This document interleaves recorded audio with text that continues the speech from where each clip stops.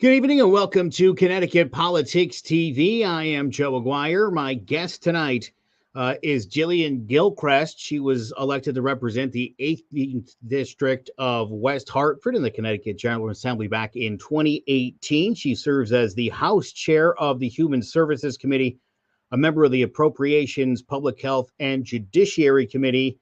Prior to that, was Director of Health Professional Outreach for the Connecticut Coalition Against Domestic Violence. She has lots of extensive work advocating for women's health and safety, and always great to talk to her. Jillian Gilchrest, welcome Hi. back to Connecticut Politics TV. Thanks for being here. Thanks for having me. I've been trying to get you for weeks, and I appreciate you doing this, and I know you like doing this, so thank you first and foremost. Pleasure. Because not all of your colleagues can squeeze this in, so I really do appreciate it, especially people that, share stuff that really know kind of what's going on. But spending time at the Capitol, and I've sat in on a couple of hearings that you held, and I was just kind of like surprised almost, like you guys were discussing and had testimony from people about prescription drugs and like being able to get a bigger supply from local pharmacies as well as Walmart or whatever it was. And I thought to myself as I was sitting there, like, I don't think people don't understand that you guys are working every day on some, people want to talk about the budget and taxes and something like that, but this is what's happening every single day in our legislature. Yeah, we work on a whole host of different topics that impact people's everyday lives. And part of the reason I love the job so much is that I'm constantly learning. And so, yeah, one of the issues is actually about blister packs, which I had to learn about. I didn't know what those were, but they're packaging so that you can take your medication easier. And currently, if you get a 90-day prescription, you are unable to get a 90-day blister pack. And so we're trying to figure out a way to be able to allow people to get that 90-day blister pack. And then we have to think through the unintended consequences. So will this incentivize pharmacies to, not fill a 90-day prescription, only fill a 30-day prescription. So there's all these conversations that go into this one topic. And what I think people also don't realize is that really any individual can bring an idea to us. And so sometimes the issues we're working on are just one person's sharing, an issue that they're having, a problem, a barrier, and then we turn that into a policy and try to push it through. So again, right, this is sort of representative of like, people have an issue and they're like, I'm taking this to the legislature, and then it literally ends up in front of the legislature. Yes, exactly. That's so many of the issues we work on are just conversations. And my background is in social work. I have my master's in social work with a focus on policy. And that's what I was trained to do. So that's the part I love most, is hearing someone's problem and then trying to figure out how we can translate that into effective public policy. You and Matt Blumenthal wrote the abortion bill last year. Pretty big, from a national news perspective in the midst of all that was happening. I was a little disappointed, Jillian, in the Democrats nationally in that, and I suppose they didn't have the votes, but they never put it to a vote to see if they could codify the rights granted under Roe v. Wade. And it never went there. And it seemed like, and if there's a criticism to make of what was an incredibly successful election for Democrats last year, particularly in Connecticut, and I would say a victory around the nation, despite that, slight edge in the House. I think that increasingly, like, I don't know what I'm trying to say here, like there's a lot of divisiveness in this country over that particular issue. And it's one that I've talked to Republicans about this. I'm like, you guys are never going to win a statewide election. as long as that is your policy. I mean, does it surprise you that these guys are still sort of going through the motions? I mean, it almost seems like a waste of time. It's definitely frustrating. And every day there's a different state doing something crazier than the last. I think the latest I read, someone sent me an article that 21 legislators in South Carolina have proposed the death penalty for a woman who gets an abortion. It's just Oh absurd. boy. It's absurd that this is happening today. To the Biden administration's credit, I will say, and I do believe, as you do, that more could and should be being done at the federal level, but there are barriers in place, right? Like we don't have the votes, and the Senate is such a challenge. To their credit, they are the first administration to establish a gender policy council. And they invited legislators from across the country. And I was one of those legislators. I was really honored to be able to participate this past winter in a conversation down in DC, where we got to collaborate with legislators who are working on these issues. And so they are facilitating conversations amongst state legislators in progressive states. And so we're able to share information on the policies we're passing. So that feels good. I am, though, I echo what you're saying. Like in a state like Connecticut, it does seem absurd that the Republican Party would keep pushing that. We are fortunate that there are some Republican legislators here in Connecticut who are interested in expanding access to reproductive health care. They don't go so far as to really touch the abortion issue, but we are working bipartisanly here in Connecticut on such things as access to contraception and access to emergency contraception. There was a whole issue with Walgreens, right? Walgreens doesn't want to sell the abortion pill. Again, what do you think of this whole like woke companies? I don't understand, first of all, what that even means. The notion that a company would be trying to get more business, I don't think makes them politically active or socially active, other than trying to cater to more customers, which is how everybody should probably deal with these situations, whether we're talking baking cakes or whatever have you, or designing websites. Just do it. Yep. Just do it from a human standpoint. And because, business is business, and that's how it should work in this country. Here's another thing, Jillian, I use my mom as an example because she's in her 70s, was a liberal her whole life until she got to be old, and now she's a conservative, and she doesn't know what she's talking about most of the time. And I'm always trying to jar some sense into her. We were talking about voting, and she was like, "We used to get voting done in one day in my town," and I was like, "You lived in a rich town in New Jersey, Yeah. right? How do you not, your experience is not everyone else's experience, and trying to tell people how to live their life based on, whatever your moral code or compass is, or whatever book you deem the law of the land or whatever, it gets to be a little much." Yeah. I've always been confused in this subject area. I mean, my position is very clear, but because those opposed to abortion rights will argue religious freedom.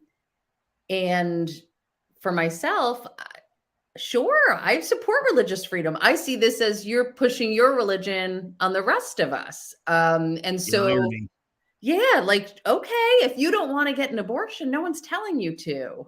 Same thing right now, we're debating aid in dying. And Connecticut has been trying for years, and hopefully this will be the year. It's the same issue again to me, where no one's telling you what to do. If your religious beliefs tell you that's not right for you, okay, so be it. And then when it comes to Walgreens, I just don't know why a pharmacy of all businesses would weigh in on a political issue. And I think they just, are kowtowing to anti-choice Republicans in their state. But it's it's unfortunate. And here in Connecticut, we will hold them accountable because we want to ensure that women can access legal health care. To look at the polling, 70% of Americans are in support of the protections of Roe v. Wade, which was limitless first trimester and then second, third, right, with limitations, and they varied state by state. There was also, and this is, I think, something people don't understand about the original lawsuit. The state, because of basically coat hanger abortions, the state had a vested interest in taking that to court in order, right? They had to protect women. And now that abortion is such a minor and safe procedure, I almost would argue, I mean, I'm not a lawyer, but if I were, I would almost argue the state really doesn't have any jurisdiction as far as you having minor surgery, which is basically what this amounts to at this point.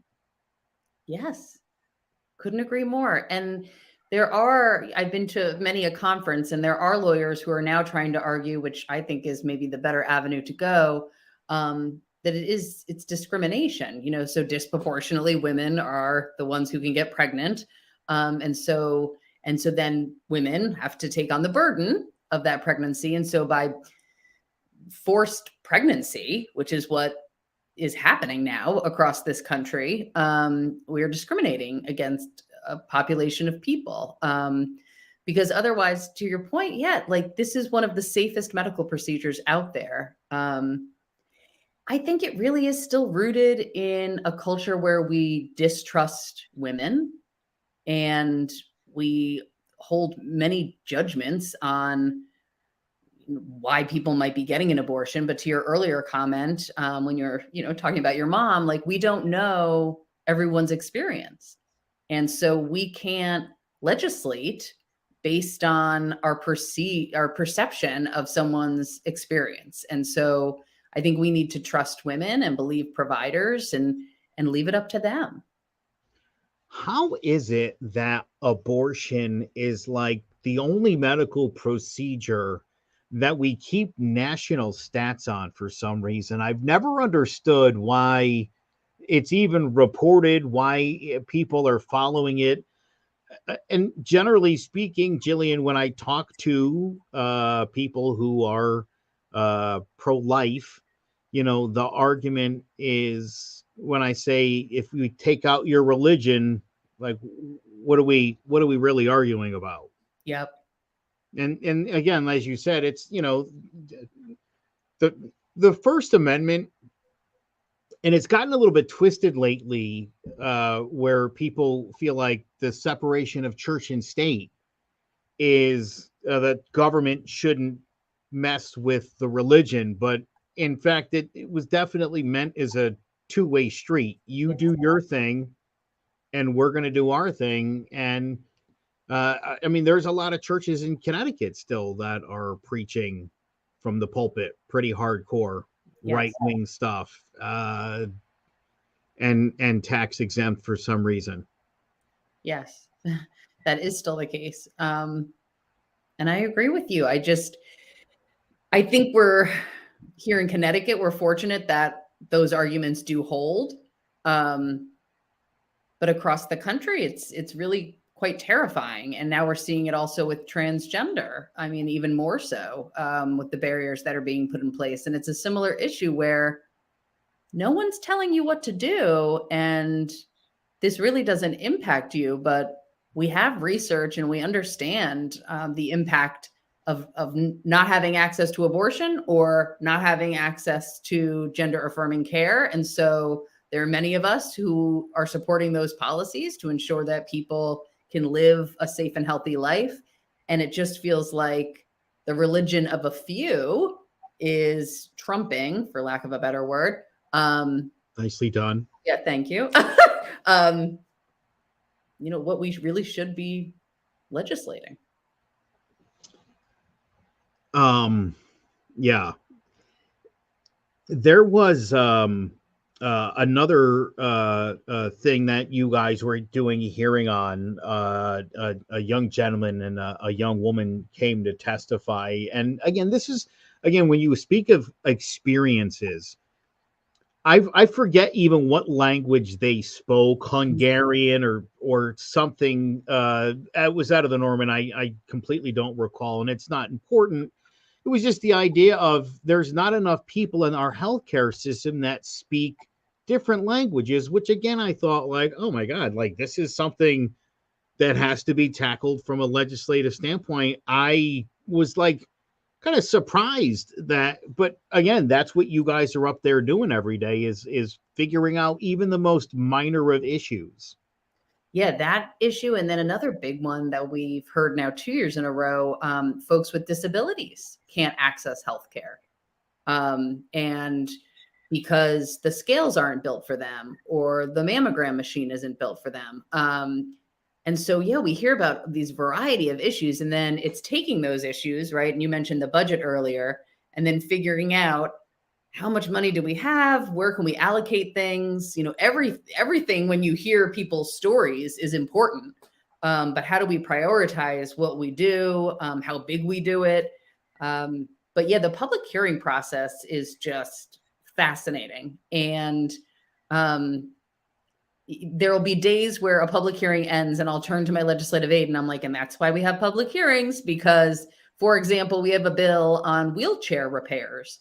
I will own, I never knew that wheelchairs are tailored to people's specific needs. Now, having learned it, it makes complete sense. And I'm like, oh, I should have known that. But, that's a big issue. And it's taking months for folks to get their wheelchairs repaired. And that means then they can't go anywhere, or they have a replacement wheelchair that's really messing with their body. So it's like you learn about these issues and then trying to figure out, okay, how can we either solve it or at least move the needle to get us to the point where we can solve it? I talked to House Majority Leader Rojas about the proposal that had come up a couple weeks ago about illegal immigrants voting in Connecticut. Mhm. And I because he's very engaged on social media, like with the trolls, and they're always going at him. I don't know if you're him and Bob Duff. If they're amazing on Twitter, I really enjoy what they do every day. But yeah, there's yeah, he was talking about just the idea of like, nobody was expecting that to pass. Nobody thought that bill was going to pass, but we are debating it just to see where people are at and just to hear things about it. How does something get to, I mean, obviously it's got to come out of a committee, right? And then that's how you end up with a hearing on a bill. Is that about right? About right. So a bill comes to a committee. And then, so this year, as you mentioned, I'm a chair for a first time. So I'm the chair of a committee. And so leadership on the committee, the chairs decide which bills you hear. And so the first step actually in the process is the public hearing. So if you decide you're going to hear a bill, you have a public hearing, you hear from the public. And then behind the scenes, you're working to, okay, do we need to change the bill at all based on what we heard? Is it ready to go? And then you vote it out of the committee and it gets to either the floor of the House or the Senate. And then it is up to leadership. So the majority leader, the speaker, they're the ones really who decide based on the feedback they're getting from their members, we're going to call this bill. And then it needs to get through both chambers before it heads to the governor. But yeah, it's quite a process. And really each year, the longer I'm there, it's like, wow, this process was made for a reason. It makes sense and it's helpful. People complain about, the bureaucracy of it all. But again, I don't think people understand just the day to day, what has to happen in order for things to be able to happen all over the state. So, literally go room to room and you listen to these hearings and some of the things you're like, oh, that seems pretty obvious, right? That should be a quick fix. We'll have some hearings and problem solved. So again, I would recommend to anybody. I mean, you're welcome to go into the legislative office building, sit in on hearings, as long as you're not disruptive. Yep. But I think people should spend time there and see exactly what you guys are doing every day, because it really does. I've just been like a little bit surprised, also I like to see my tax dollars at work. Yeah. And right, to see you guys sort of hitting all these all these different bills and different issues is amazing. I've been asking, and I know they're getting I know the free kid lunches. I think that is, like, I don't know how anybody could be against getting that one done. The idea that, why would you want kids in your kids' school who are starving hungry? That just sounds like disruption waiting to happen. Yep. Yeah. And what we often hear is for some kids, that's their only meal of the day, which is just horrible. But the other thing that really struck me is it's kind of like shifting the way we think to a different model of school where why wouldn't that be covered? Like, why wouldn't that be included? And so kind of when I shifted that, I mean, I was on board from the beginning, but I think that helps because, yeah, let's just offer lunch at school. And it also, in addition to the families who can't afford food, we have a lot of busy working families. And so to be able to send your kid to school and know that they're going to get a meal is really helpful. Back in the day, the kids that got free lunch, not popular, Yeah.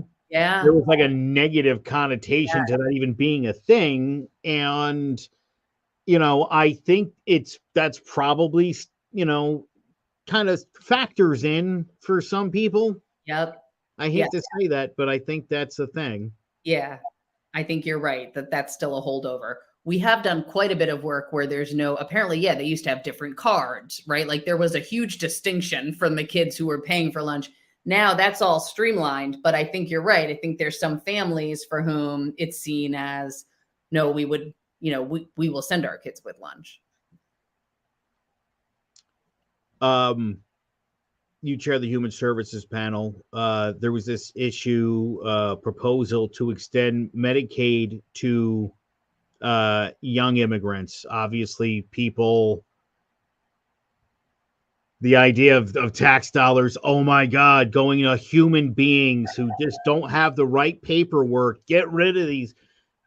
That's another one, Jillian. I got to tell you, it's an odd issue to be on that side. I can't comprehend how anybody can see that and be like, not my tax dollars. Yeah. It's a child who needs to see a doctor. Yeah. No, that doesn't sound like a good idea to you. I can't wrap my head around that. Yeah, I'm with you. I start from a place of basic humanity, which to me is, wouldn't we want children to have healthcare? Right. But if people can't start from that position, the other piece is it makes fiscal sense, because at the end of the day, if a child gets sick or gets hurt, they're going to find their way to a hospital in Connecticut. And we, the state taxpayer dollars, pay for what's called medical debt. So we put into the debt that accumulates at hospitals for uncompensated care. So we actually can save money if we invest in health insurance for undocumented young people. And then then I swing back again to the humanity. Like, these kids go to school with our kids. These are families in our neighborhoods. These families work. So yeah, it's very hard, but there is kind of two hard lines for people that really I saw this year. There's certainly the folks who are like, not my taxpayer dollars. These are not, residents of the state, even though they are. And then there's another group that really a distinction between children and adults, because our first proposal was raising it to age 26. And that was a hard line for folks. So that'll be interesting in future years, because many of us and the advocates want to see all individuals who are undocumented covered. But I think that's going to be a heavier lift. Yeah. Oh, for sure. You couldn't have said that any better. I want to ask you too about, and because I've seen you done a lot of work with this, the endometriosis, right? You're doing that. Um, I don't know a ton about that. Could you maybe just briefly talk about it a little bit? And we're trying to get more research into it. Is that correct? Yeah, sure. Thank you for bringing it up. So endometriosis is a disease that impacts 1 in 10 individuals with a uterus, so predominantly women. And it takes on average 10 years for someone to be diagnosed, even though 1 in 10 individuals has endometriosis. And so what it feels like, so I've been told, and the research tells you, is the worst, like sharpest pain, like you're being stabbed from the inside out. And it's the lining of your uterus has attached to other body parts in your body. And so some women have had their lungs collapse. It causes 50% of all infertility. And so, but most women, their experience is that from the time that they first start experiencing the pain, doctors tell them, oh, it's all in your head, or, oh, that's just what a period feels like. And so I had a colleague bring this issue to me. And when I did the research, you explained my bio. This felt very much like a feminist issue where, oh my gosh, once again, something disproportionately impacts women and it's been under-researched, and we're just not addressing it. And so actually the littlest bit of research dollars from the federal government goes to look into endometriosis. So what we're trying to do here in the state, we formed a working group, and one of our proposals this legislative session is to have a biorepository at UConn Health. They would partner with Jackson Laboratory, where they would collect tissue samples from folks who have endometriosis.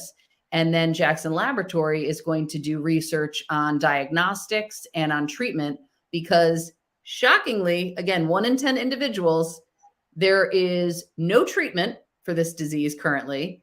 And the only way you can be officially diagnosed is with invasive surgery. And so we're trying to move the needle with regards to endometriosis. Well, keep up the work on that. I see how important that is to you and how much work you've put into that. So I definitely wanted to ask you about that. I appreciate that. There was also, you were at an event, One Fair Wage. I was talking to a guy this morning in an interview who is opposed to minimum wage. It's a contract between two people. The government has no say in the matter. And it's like, well, if somebody's not looking out for the other guy, so yes, there's a reason. When it comes to something like minimum wage, right? People want to complain about people who are on welfare. And I think if you look at like Walmart, for instance, right? Like half of their employees are on government benefits. And it's like, oh, come on, people, this is why we need to be paying people a living wage so that the government doesn't have to pick it up. And I think people can't like make that correlation. And I would say probably the other one is that if you want to cut crime, make sure you educate people and give them opportunities to apply that education. Problem solved. Yes, 100%. And if all employers would do the right thing, right, we wouldn't have to legislate. And while working on One Fair Wage, I've discovered, I was educated on the fact that there are many restaurants in Connecticut who are already offering minimum wage, including Blue Plate Kitchen in West Hartford. I'll give a plug. And so they were the ones that held the event, but there are many that are not. And minimum wage is the floor, right? Like it's expensive to live in Connecticut. And to your point, like, don't we want people working? But we can't expect people to work, especially coming out of the pandemic. I think that's what we're seeing. We have this workforce shortage. And I just keep saying, because we're not paying people. Like we need to pay people what they're worth, because they're realizing it's just not worth it if you're not going to be paid a living wage. And so the restaurant industry is a major industry in our state. these could be really good jobs. But right now you go into work and you don't know how much you're going to get at the end of your shift. And that's just, you can't live on that. Yeah, I have a couple friends who are waiters, and right. I mean, again, there's nights where everything looks pretty good for the rest of the week, and then there's a couple of days where suddenly now it looks like you're not going to make the month. Yes. So Yes. it is, and again, it's another one of those things where everybody talks about, politicians especially, and during the election you hear it all the time, that small business is Mm-hmm. the backbone of our community. And obviously that's true, right? To a certain extent. Um, for small business people, um, here in Connecticut, uh, generally speaking, we are not rated very high when it comes to small business and the way we treat small business in Connecticut. Any thoughts as to some things that could be done in the future to make Connecticut a little more enticing from that regard? Yeah, I wonder, I guess I would ask back to you, like, where's that stat coming from? Because there is a group in our state who claims to speak for small businesses, but I don't know if they actually, in fact, do. Because, for example, that group that will not be named, but uh, was against paid family and medical leave. And now that we've successfully passed that in the state, the sky did not fall. And what we knew to be true based on the experiences of other states and research is that a policy like that actually supports small business, because most small businesses, again, backbone of the community, want to provide some type of benefit to their staff, but can't financially afford to do it. And so a program like paid family and medical leave lets them give their staff the time off that they need. And then the money that pays for it comes from a pool and not from their own pocket. And so I think we have, other policies like that in the state. We also have quite a bit of incentives, right? Like there's investment dollars for small businesses. I think we could always be doing more. And so certainly, the public hearing process, right? Like folks can come and share ideas, but I think on a whole, Connecticut is doing well to support our small businesses. What would be interesting, the more I learn, is housing policy, which might seem like a jump, but what I'm hearing is it's hard for businesses to attract folks because it's so expensive to live here. And so interestingly, I think if we could work on that component, that might end up supporting small business in the state. I got to ask you about preventing gun violence. I know that's something that's very important to you. Yes. Obviously, there's a lot of people that are like, the second shall not be infringed upon, an ammunition tax, and you testified on behalf of it. Can you talk a little bit about that and what you're trying to do? I've heard one of the most absurd arguments made that more guns doesn't equal more violence. I hear that a lot, and I just got to see a chart of some sort before I'll buy that. That's not true, because the research shows that in countries where there are less guns, there is less gun violence. So what I'm trying to do with the ammunition tax, what we hear often at the state is we keep asking for things, but where's the money coming from? So I came up with what I think is a solution to create a sustainable funding stream for gun violence prevention work. So in our state, we do have amazing organizations who are doing evidence-based interventions to address community-based gun violence, which is the gun violence that takes place in predominantly our cities. But we don't fund them at a level we need to in order for them to have the impact. And so the ammunition tax would be a tax. And it is broken down based on hunting, bullets that are used for hunting and bullets that are used in handguns. And the revenue generated from that tax would go directly to pay for those programs. It's been done in 2 other counties in the country. And so it isn't a violation of the Second Amendment because it in no way is trying to limit access. It's trying to establish revenue. That's pretty solid explanation. Yeah. We'll see. It's controversial, I guess, but Jillian, it's funny. I remember back in April of last year when the Supreme Court document leaked, and it looked like that was going to probably end up being the decision that obviously it turned out to be. My whole thing on air to the conservative audience was, you guys get so upset every time they chip away a little bit, right? It's a little bit like that. It was exactly what was being done to abortion rights. Yeah. Right? Like it's my whole thing is, I like rights. I think we don't have a ton of them. I think you guys could revoke some of them pretty much if you needed to. So they're precious. And I don't know why people would ever vote against somebody else's rights.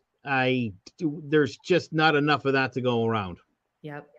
That's always for me. And it's, I'll share it here with you because you brought it up, but it's not something I usually talk about publicly, but it's always been absurd when talking about guns and the Second Amendment, because there'll be this hard line from the Second Amendment folks that you can't trample, our constitutional right. And it's like, well, we restrict and limit many of the rights of women every single day. And so, we can, you can put limitations and you can put restrictions, especially if they're going to help protect the public safety. And so I've never bought into this. You can't touch the Second Amendment at all. I just don't think that's the case. Republicans, and I'll tell you from I got into the political arena in 2016, Trump and Hillary, and I was like, oh, I got to document this thing. And that's where I started. Like, I've always been super politically interested, but started literally doing this. I'm fascinated by the Second Amendment people and Republicans who ignore the issue of gun violence completely, where they'll say something nonsensical like, it's not the guns. And it's like, well, all right, listen, if I grant you movies and video games and whatever nonsense you want to pin it on, you still can't eliminate that key component that ends up at every shooting, the gun. The gun, yeah. And the absurd amount of guns that we do have. And, it just shocks me that every time there's a shooting, and there's been so many of these shootings, and all throughout my time talking about this stuff, I'm like, boy, every time those kids walk out of a school somewhere, it's like, hey, there's 500 new Democrats who are going to get registered in like a month or 3 months when they turn 18. You guys are neglecting these people. They're asking for your help, and you won't even admit that maybe a little bit guns are, maybe we could at least discuss them as part of the problem. Yeah. They're failing there miserably with the youngins, I think. I do too. And I think that that generation and the generations below them are going to be pushing back. And I think we will see change. Change takes time. And right now, the folks who are in leadership at the federal level, I think, are beholden to the NRA and are just talking nonsense, as you're saying. Like, you're not making sense, but you're just sticking with this line that it's not the guns when it clearly is the guns. I had a very unique experience where before the pandemic, I served on a jury here in Connecticut. I didn't think they'd choose me, but they chose me because I'm a state rep, but they chose me. And it was a criminal case in Hartford, and it was a murder. with a gun. And I'll always use this as an example because it was in the paper, but it was the 4th of July and they got in an argument over sunglasses and they both got their guns and there was like a shootout. Well, if that happened in a West Hartford, maybe they'd have a fist fight. But they the cult, if guns are that readily available, a gun gets pulled out in a situation like that when it doesn't need to. And so to me, no, guns are the problem. Now again, as you say, guns are the problem. You don't want to see guns banned, right? No. I think my view is a lot more on the liberal. I don't know what side you'd say. I'm more liberal than most when it would come to guns, because I also think the abundance of handguns ownership also is impacting law enforcement, right? Like law enforcement now is in a community where they don't know who has a gun. So I think there's many dynamics at play, but no, I weigh both sides. And hunting, sure. I do think handguns should be more restricted. I do not think we should have weapons of war, in people's hands. I do support permits and, you need to be licensed. So I definitely lean more restrictive. How about some of these states, though, that are like doing away with licensing and registration? It's like, are you guys insane? Yeah. Like to me, that's cutting off your nose to spite your face, right? Like I'm owning the libs at this point. We're just not going to have any, that is crazy talk. Imagine if we didn't have driver's licenses or insurance. Or are you kidding me? Like that's it's funny because they keep saying crime is rampant under the Democrats. It's like the wild, wild west. And yet they're introducing legislation to literally go back to the wild, wild west. Yes. Yes. I don't get it. Yeah. And the whole point of a gun is to kill. So shouldn't we want a permit? Maybe. That's reasonable. Yeah. It's funny. I see polling numbers with gun owners and most of them are cool with all that stuff. Yeah. And it's the generally Republican politicians in the NRA that are like, no to everything. Again, this idea of compromising is, I don't know, right? Tribally, I think we're kind of lost in that regard where increasingly people in the parties don't want that at all. They don't want to see success. Everybody I talk to, I'm like, listen, you can hate Ned Lamont all you want. And I think he's weird. Okay. And everyone laughs when I say that because they know what I mean. He's just a weird guy. He's done an amazing job with the books financially with this state. Mm-hmm. Like I was worried about this guy. If you can't admit like good job, then you're full of crap is the only way to say it. He's done a great job with the books and a great job in the pandemic. Yeah.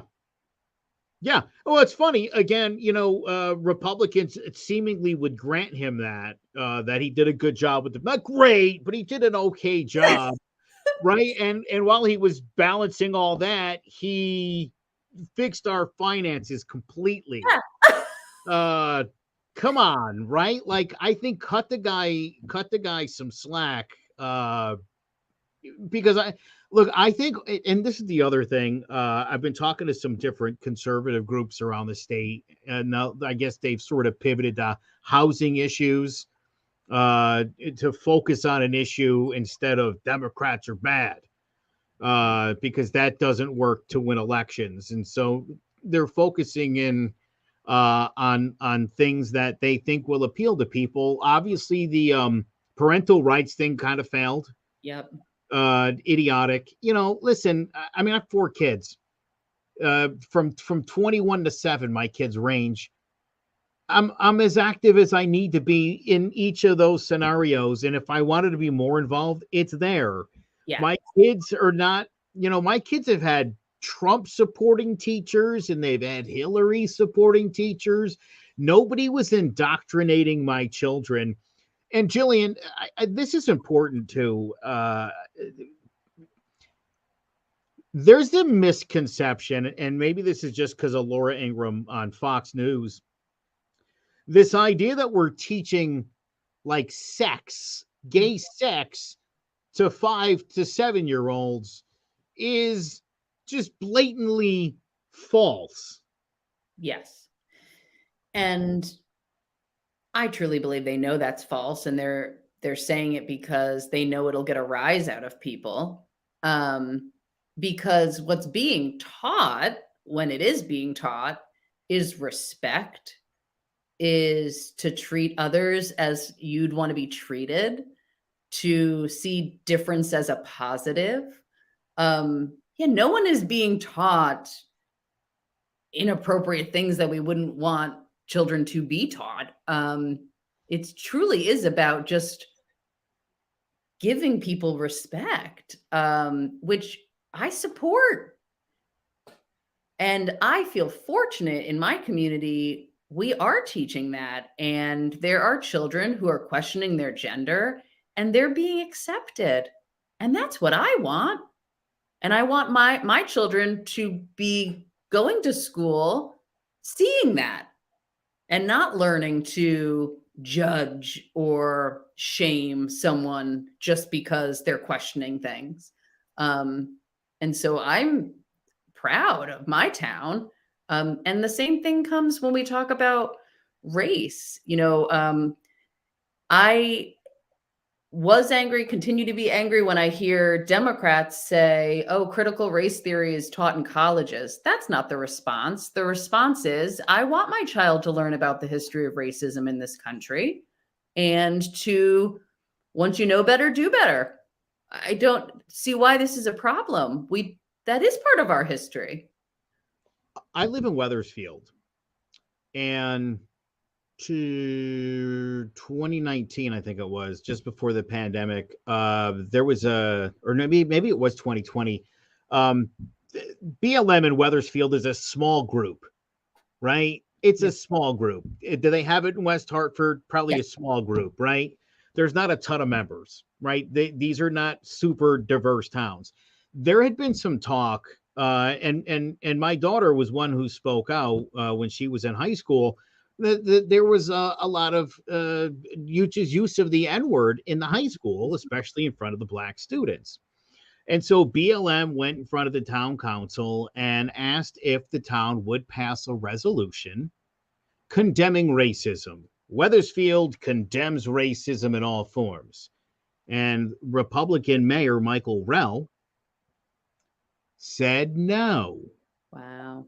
Because that would be admitting Wethersfield is racist. And it's like, no, that would mean that we're not racist. Yeah.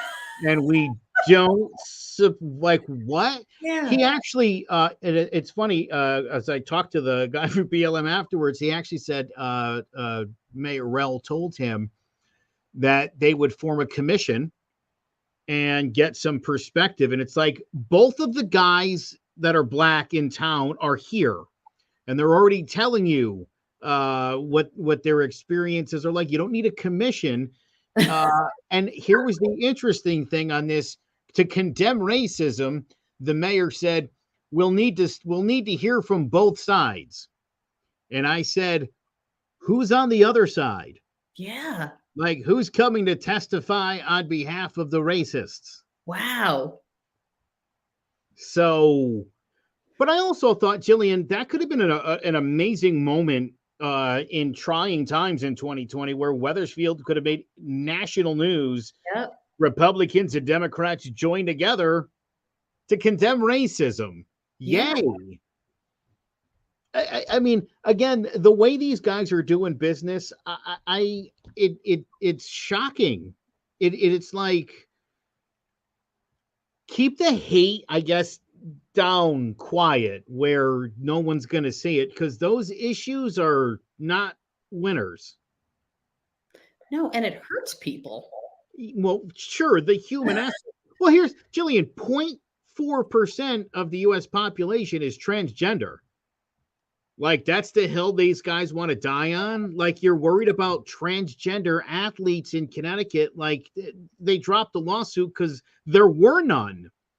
There Yeah. literally was nobody to sue because there wasn't any transgender athletes killing it in Connecticut in the last year. Yep. Like, they're making a problem where there isn't one, thinking oh, this is such an absurd thing that people will be like, oh, liberals are crazy. And again, it just made the state more blue. Yeah. Yeah. Did you run unopposed? I did. I did have an opponent, but because of redistricting, he realized he was out of the district. Oh. Oh, and he actually left? He actually stepped out? Yeah, he stepped. Yeah. So this was my first time running unopposed. What did you do during the election cycle? I door knocked a little bit, and then I did send mailers, and then I helped other colleagues.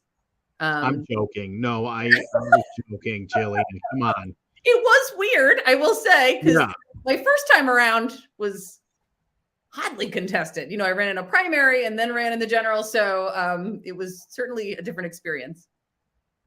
Yeah. Well, that sounds like a fun experience. Yeah. Right. Let me ask you one last thing.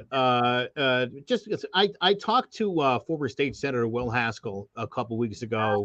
Oh. I know he's great. I love this guy. The idea of forcing people to vote is, and I'm sure he wasn't the first to come up with it, but this was like an Obama idea back in like 2008. This idea that everybody should do their civic duty.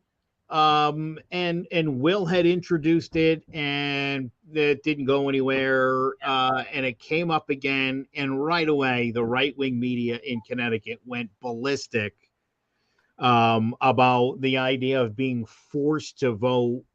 And the big argument, I guess what it boils down to is everybody assumes that anybody who's not voting currently would vote Democrat. Yeah. Democrats think that, and so do Republicans. That's why they don't want those people getting off the couch. Yeah, it's to me, so that issue's interesting. I would be more inclined to do two things: to see how our early voting plays out, because I do think a barrier is that we only have the one day. And then the other piece is I would love, just at age 18, you're automatically registered to vote, because I think that's a barrier. Like, people don't realize they have to register to vote. They don't know how to, they register too late, or they don't realize their same day registration. And so I'd rather start there, just because I'd fear the financial, like if it's a financial penalty, like what if someone, I don't know, like can't vote? Like, and maybe I don't know enough about the policy. But yeah, it is weird when there's these assumptions made about who would vote when, what is it at? Like 40% or 50%. So it would change a lot of things. I think it'd be really interesting and really healthy if we even got to 90%, of people voting. And I'd love to see what that would do.